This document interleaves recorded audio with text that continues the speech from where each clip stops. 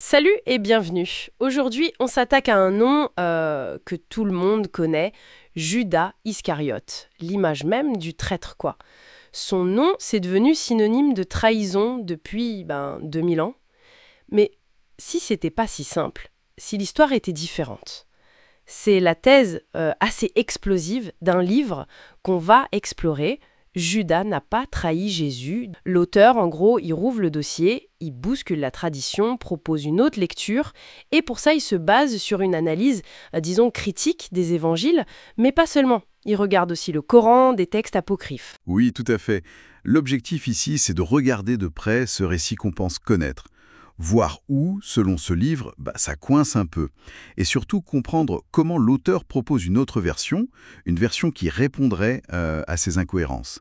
Et pour ça, on va devoir parler de comment ces textes fondateurs, les évangiles, ont été écrits. Et aussi comment ils ont été réinterprétés après coup, notamment par Paul de Tarse, par l'Église primitive. C'est un vrai travail de détective sur les textes. Ok, alors allons-y, déballons tout ça. Je vais essayer de vous guider à travers les points forts de ce livre. Il secoue pas mal d'idées reçues, vous allez voir. Et moi, je vais apporter des éléments de contexte, d'analyse, pour bien saisir la portée de tout ça. Ce qui est fascinant vraiment, c'est de voir comment une relecture comme celle proposée ici peut éclairer une histoire hyper connue d'un jour complètement nouveau. Alors, pour commencer, le contexte. Le livre nous rappelle bien où on est. La Judée, 1er siècle. Occupation romaine, tensions politiques religieuses, c'était chaud quoi. Et une attente messianique très forte. Dans le judaïsme de l'époque, il y avait plusieurs groupes, les Sadducéens, l'élite du temple, assez proche du pouvoir romain. Les pharisiens, eux, très attachés à la loi. Les zélotes, plus radicaux pour la lutte armée. Et les esséniens, plus retirés et mystiques. Et Jésus, là-dedans, il dérange. Surtout l'établissement religieux, les Sadducéens. Le livre fait aussi une remarque sur le prénom Judas. Judas, en fait. Aujourd'hui, c'est hyper négatif. Mais à l'époque, c'était plutôt prestigieux. Ça rappelait le patriarche Judas, des héros comme Judas Maccabée. C'était pas un nom de traître au départ, quoi. Non, pas du tout. Et pourtant, c'est ce qu'il est devenu. Le livre montre bien comment, au fil du temps, Judas est devenu cette figure, l'archétype du traître. On l'a peint en roux, habillé en jaune, des signes négatifs au Moyen-Âge. Et l'auteur souligne un point important. Le lien qui a été fait entre Judas et l'anti-judaïsme, voire l'antisémitisme. La faute d'un homme reportée sur tout un peuple. C'était aussi un moyen pour le christianisme naissant de couper les ponts avec ses origines juives. D'accord. Mais alors, qui était cet homme Judas? Qu'est-ce qu'on sait vraiment selon le livre? Bon, il fait partie des 12, les proches de Jésus, et il y a ce détail que l'auteur trouve troublant. Il était le trésorier du groupe. Ça suggère une certaine confiance de Jésus, non? Oui, c'est une question posée. Ça ou autre chose, mais c'est un poste de confiance normalement. Autre point, il était judéen, apparemment le seul parmi les apôtres qui venait plutôt de Galilée. Ah oui. Et ça change quoi? Le livre émet l'hypothèse que ça pouvait signifier des contacts à Jérusalem, peut-être une meilleure éducation. C'est spéculatif, bien sûr. Et puis il y a la question de son suicide, la pendaison. C'est un interdit dans le judaïsme. Ça aussi, ça interroge. Et l'accusation principale, celle qu'on connaît tous. Il aurait livré Jésus par cupidité, pour 30 pièces d'argent. C'est là justement que le livre commence à pointer ce qu'il appelle les zones d'ombre, les éléments qui posent question dans ce récit bien huilé. Et il y en a un certain nombre. On peut peut-être les classer. D'abord, ce que j'appellerais les silences ou les contradictions textuelles. Le plus énorme, c'est Paul de Tarse. Oui, vous l'avez mentionné tout à l'heure. Ces lettres sont les plus anciens textes chrétiens qu'on ait, bien avant les évangiles. Et Paul ne dit rien. Pas un mot sur Judas. La trahison, le baiser, les 30 pièces. Rien. Ah bon? Rien du tout. Non. Il parle de Jésus qui a été livré, oui, mais c'est vague. Et pire, il dit que Jésus ressuscité est apparu aux 12. Les 12, donc Judas inclus logiquement à ce moment-là. Attendez, ça c'est énorme comme détail. Si le premier auteur chrétien n'en parle pas et inclut Judas parmi les témoins de la résurrection, C'est un argument massu du livre, oui. Il suggère que Luc, qui écrit son évangile bien plus tard, a dû bricoler une explication en inventant l'histoire du remplacement de Judas par Matthias pour retomber sur le chiffre 12. d'accord. Autre point qui cloche. Oui, les incohérences narratives, psychologiques. Pourquoi Jésus promet aux 12, Judas compris, qu'ils siégeront sur des trônes pour juger Israël, s'il sait que Judas va le trahir quelques jours plus tard. Et l'argent? Les 30 pièces? Le livre trouve ça un peu faible comme mobile. 30 deniers, c'était pas une fortune. Pour un acte aussi grave, Judas, le trésorier, s'il était vénal, il aurait pu piquer dans la caisse bien plus facilement avant, non? Et pourquoi trahir après avoir vu des miracles? Et l'autre mobile parfois avancé, la déception politique. Judas voulait un messie révolutionnaire. Le livre n'y croit pas trop non plus. Et ce fameux baiser d'identification? Exactement. Si Jésus venait de faire une entrée triomphale à Jérusalem, s'il avait prêché au temple, il était si peu connu qu'il fallait un baiser pour que les gardes le reconnaissent. Ça contredit un peu l'idée d'une figure publique connue, non? Autre scène clé, la scène. Jésus annonce la trahison, désigne Judas et les autres disciples. Il le laisse partir tranquillement, personne ne réagit, c'est étrange. Et la prière à Gethsémani. « Père, éloigne de moi cette coupe. » Si la croix est la mission divine voulue par Dieu pour sauver l'humanité, pourquoi Jésus prie-t-il pour l'éviter? Et si c'était inévitable et voulu, pourquoi avoir besoin de toute cette mise en scène de trahison par Judas? Le plan divin semble un peu compliqué là. C'est vrai que, mis bout à bout, ça commence à faire beaucoup d'interrogations. Le livre mentionne aussi le reniement de Pierre. Oui, Pierre remit Jésus 3 fois. C'est une trahison aussi, non? Pourtant, il devient le chef de l'Église. 2 poids, 2 mesures. Et puis, le silence de Jésus pendant ses procès. Lui qui est décrit comme un débatteur habile. Pourquoi reste-t-il muet? Ou ne répond-il que « c'est toi qui le dis » L'auteur du livre trouve ça incompréhensible, suspect. Et les témoins de la crucifixion? Les disciples ont pris la fuite. Les femmes sont là, mais de loin, précisent les textes. Le livre pose la question, était-elle vraiment assez près, dans le tumulte, avec les soldats romains autour, pour identifier formellement et sans aucun doute possible la personne sur la croix? Le livre s'arrête aussi sur l'évangile de Jean. C'est le plus tardif des 4. Et l'auteur de Judas n'a pas trahi Jésus suggère que Jean, il semble corriger ou améliorer certains points faibles des évangiles précédents. Les synoptiques, Matthieu, Marc, Luc. Ah oui? Comment ça? Par exemple, chez Jean, l'incident du temple, l'expulsion des marchands, ça arrive tout au début du ministère de Jésus, pas juste avant son arrestation. Ça dédramatise un peu le lien de cause à effet. D'accord. À la scène, chez Jean, Judas part avant certains enseignements majeurs. Et d'ailleurs, Jean ne raconte pas l'institution d'Eucharistie, ceci est mon corps, comme les autres évangélistes. C'est un silence notable. Intéressant. Au procès, le Jésus de Jean est beaucoup plus bavard, il dialogue avec Pilate, moins silencieux, donc moins suspect peut-être. Et le point le plus frappant, à la crucifixion, Jean place des témoins au pied de la croix, Marie, la mère de Jésus, et le fameux disciple bien-aimé. La plus de doute possible sur qui est crucifié. Donc pour l'auteur du livre? Pour l'auteur, tous ces ajustements, ces différences, ça montre qu'à l'époque où Jean écrivait, il y avait sans doute des débats, des doutes, peut-être d'autres versions qui circulaient sur ces événements. Jean aurait voulu solidifier le récit. C'est fascinant, cette évolution. Mais alors, comment expliquer toutes ces zones d'ombre, ces variations? Le livre revient sur la nature même des évangiles, c'est ça? Sur leur mode d'écriture. Oui, et c'est vraiment un point central de la thèse. Il faut bien comprendre ce que sont les évangiles. Selon cette analyse historico-critique, ce ne sont pas des biographies au sens moderne, ni des reportages pris sur le vif. Ils ont été écrits des décennies après les faits. En grec, alors que Jésus parlait araméen, par des auteurs qu'on ne connaît pas vraiment.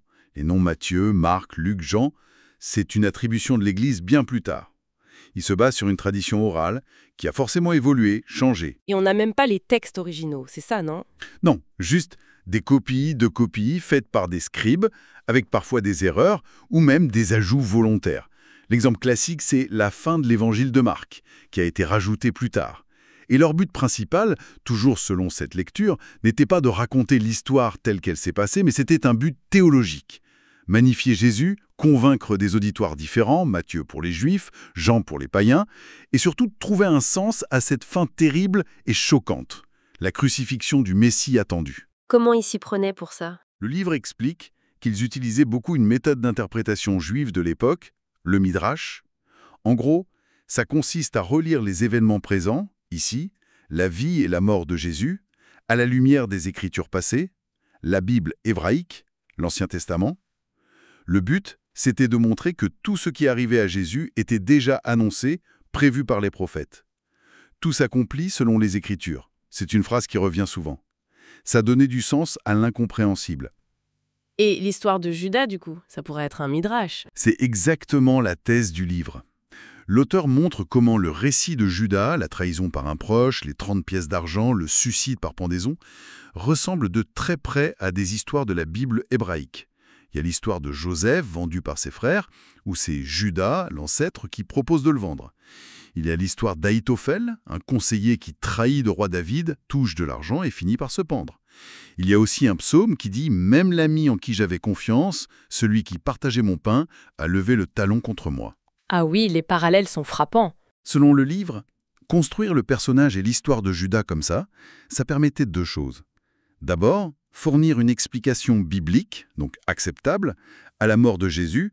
Ce n'était pas un échec, c'était prévu. Et deuxièmement, ça permettait de marquer la rupture avec le judaïsme.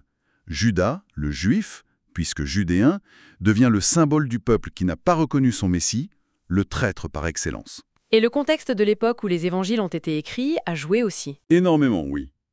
Le livre rappelle la persécution des chrétiens par Néron à Rome en 64 et surtout le traumatisme de la destruction du temple de Jérusalem par les Romains en 70. Ça expliquerait pourquoi les évangiles sont souvent assez cléments avec Pilate, le Romain, mais chargent beaucoup les Juifs, tenus pour responsables. Il fallait aussi se distinguer du judaïsme pour attirer les convertis non-juifs, les pagano-chrétiens comme on dit, montrer que le christianisme était une nouvelle voie, distincte. D'accord, je vois mieux la logique de l'analyse. Donc, face à cette version officielle qui serait construite et pleine de trous, quelle est l'alternative que propose le livre? Il se base sur d'autres textes, vous disiez. Oui, principalement deux, en plus de l'analyse critique des évangiles. D'abord, le Coran. Le livre le présente comme une source alternative, ou du moins une tradition différente sur Jésus. Le Coran parle bien de complot contre Jésus, Aïssa, mais il dit que Dieu l'a déjoué par une ruse, une stratégie. Allah est le meilleur des stratèges, dit un verset cité. Et surtout, le Coran nie très explicitement la crucifixion de Jésus. C'est ça. Le verset clé dit « Ils ne l'ont ni tué, ni crucifié, mais ce n'était qu'un faux semblant. » Ou « cela leur a paru ainsi ». Et il ajoute « Allah l'a élevé vers lui ». Donc, sauvé, pas mort sur la croix. Et Judas, dans tout ça, dans le Coran? Eh bien, c'est le point crucial souligné par le livre. Le Coran ne mentionne jamais Judas. Pas de trahison, pas de 30 pièces, rien. Le complot vient des ennemis de Jésus, mais Dieu le sauve. C'est un silence très significatif, en effet. Et l'autre texte, c'est l'Évangile de Judas, celui qu'on a retrouvé il y a quelques années. Oui, un texte apocryphe, c'est-à-dire non retenu dans le canon officiel de la Bible. Il date du IIe siècle.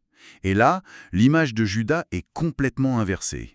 C'est ça. Dans ce texte, Judas n'est pas le traître, mais au contraire le disciple préféré, le seul qui a vraiment compris Jésus. Et il n'agit pas contre Jésus, mais à sa demande secrète, un complice initié en quelque sorte. Un complice. Et Simon de Cyrène, celui qui porte la croix dans les évangiles synoptiques. Le livre revient sur lui aussi. Est-ce qu'il aide Jésus à porter sa croix ou est-ce qu'il portait la sienne ? Jean, d'ailleurs, ne parle pas de Simon de Cyrène. Et l'auteur rappelle que certains groupes chrétiens très anciens, comme les Basididiens cités par Irénée de Lyon, croyaient justement que ce n'était pas Jésus qui avait été crucifié, mais Simon de Cyrène à sa place. L'idée d'une substitution. Donc si on rassemble tout ça, les critiques de la version officielle, la ruse et la non-crucifixion dans le Coran, le Judas complice de l'évangile de Judas, l'énigme Simon de Cyrène, le livre construit un scénario alternatif. Exactement. C'est là qu'on arrive au cœur de la reconstitution proposée par l'auteur. Prête ? Oui, allez-y. Bon, alors, dans ce scénario, Jésus arrive à Jérusalem. Probablement plus discrètement que ce qu'on dit. L'incident du temple, chasser les marchands, ça c'est sans doute authentique. Et ça met les chefs religieux, les Sadducéens, très en colère. Ils décident de l'éliminer, discrètement. Jusque-là, ça colle à peu près. Oui, mais c'est là que ça change. Jésus et Judas ne sont pas ennemis, mais complices. Ils ont un plan, une ruse, on pense au courant, à l'évangile de Judas, pour déjouer le complot des Sadducéens. La scène, ce dernier repas, c'est le moment où Jésus prépare ses disciples à ce qui va arriver. Et quand il dit à Judas « Fais vite ce que tu as à faire », Ce n'est pas un ordre de trahir, mais le signal pour lancer leur plan secret. Une mission comprise entre eux. D'accord. Et à Gethsémani, Jésus prie. Et selon cette lecture, Dieu l'exauce. Il sera sauvé, pas crucifié comme le dit le Coran. Quand Judas arrive avec les gardes, le fameux baiser, ce n'est pas pour désigner Jésus, c'est pour désigner quelqu'un d'autre. quelqu'un d'autre, un substitut. Voilà, un disciple volontaire peut-être, prêt au martyre, ou une substitution organisée autrement. C'est cet homme-là qui est arrêté. Ah. Et du coup, le reniement de Pierre prend un tout autre sens. Exactement. Pierre ne nierait pas connaître Jésus, mais il nierait connaître l'homme qui vient d'être arrêté, ce substitut, qu'il ne connaît peut-être pas bien ou pas du tout. C'est beaucoup plus logique, non? Oui, c'est vrai. Ensuite, c'est ce substitut qui passe en procès. Il reste silencieux ou répond évasivement, c'est toi qui le dis. Il est condamné. C'est lui qui est crucifié. Les femmes voient la scène de loin. Elles croient voir Jésus. Le corps de ce substitut crucifié, sans doute jeté dans une fosse commune, le sort habituel des condamnés. Et pendant ce temps-là, le vrai Jésus, où est-il passé? Eh bien, sauvé par Dieu. Comme l'indique le Coran, il a disparu. Il n'est pas mort. Et c'est là que le lien se fait avec la suite. Les apparitions. Précisément. Plus tard, des disciples rencontrent Jésus. Ils le voient bien vivant, puisqu'il n'a pas été crucifié. Ces apparitions réelles vont être interprétées par les autres disciples, qui eux croyaient à sa mort sur la croix, comme la preuve de sa résurrection. Waouh! C'est une réécriture complète de l'histoire. C'est une hypothèse de reconstitution, basée sur les éléments qu'on a vus. Et cette hypothèse amène le livre à s'interroger sur le concept même de Messie. Machia, en hébreu, ça veut dire « oint ». Le judaïsme de l'époque, c'était complexe. Certains attendaient un Messie roi, triomphant, fils de David. D'autres, peut-être un Messie plus prophétique, voire souffrant, un fils de Joseph. Les évangiles, surtout Matthieu, insistent beaucoup sur Jésus, fils de David. Et l'islam? L'islam aussi appelle Jésus Al-Masih, le Messie, mais sa figure dans le Coran semble plus proche de celle du prophète qui doit revenir à la fin des temps pour combattre l'Antéchrist. Pour le livre, si Jésus n'est pas revenu établir un royaume terrestre juste après la crucifixion du substitut, c'est peut-être que sa mission était différente.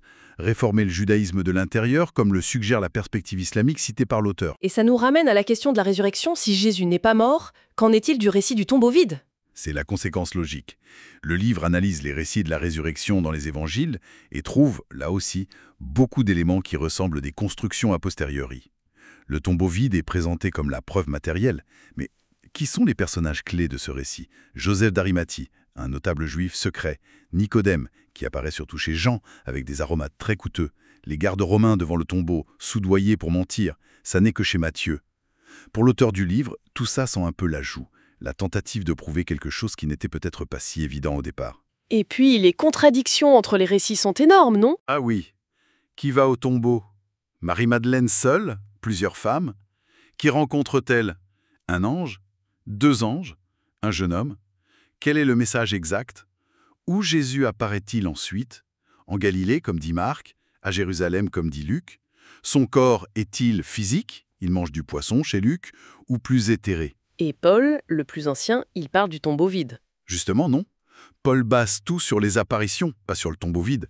Pour le livre, toutes ces variations, ces tensions narratives, ça montre que le récit de la résurrection s'est construit progressivement, avec des couches théologiques successives, plutôt qu'il ne relate un événement historique brut et unique. Mais alors, les disciples n'y croyaient pas? Attention, le livre ne dit pas ça. Le noyau historique, ça pourrait être ces apparitions réelles de Jésus, vivant dans le scénario du livre, à certains disciples après la crucifixion du substitut. Des expériences peut-être fugitives, difficiles à interpréter sur le coup. Mais ces témoignages, combinés à l'espoir messianique, à la relecture des Écritures, ont pu fonder une croyance sincère en sa résurrection chez beaucoup de disciples. D'ailleurs, ces premiers disciples de Jérusalem, autour de Pierre et Jacques, le frère de Jésus, sont restés des Juifs pratiquants, observant la loi. Ils n'ont pas fondé une nouvelle religion tout de suite. C'est Paul qui va faire ça, hein? C'est la thèse forte du livre, oui.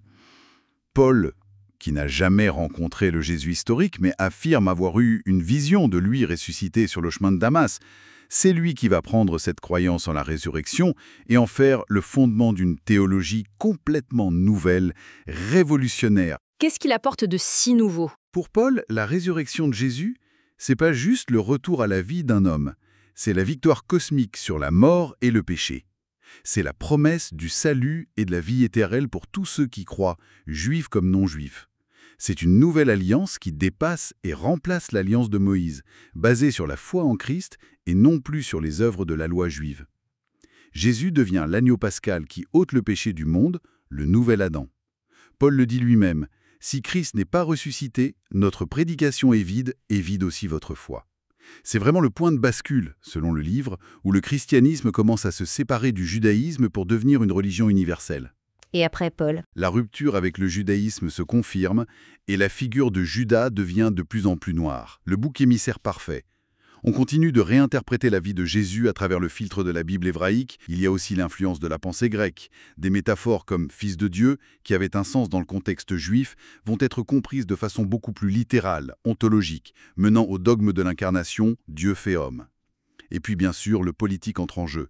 L'empereur Constantin au IVe siècle, le concile de Nicée en 325, où l'on commence à voter sur la nature de Jésus, est-il divin, comment?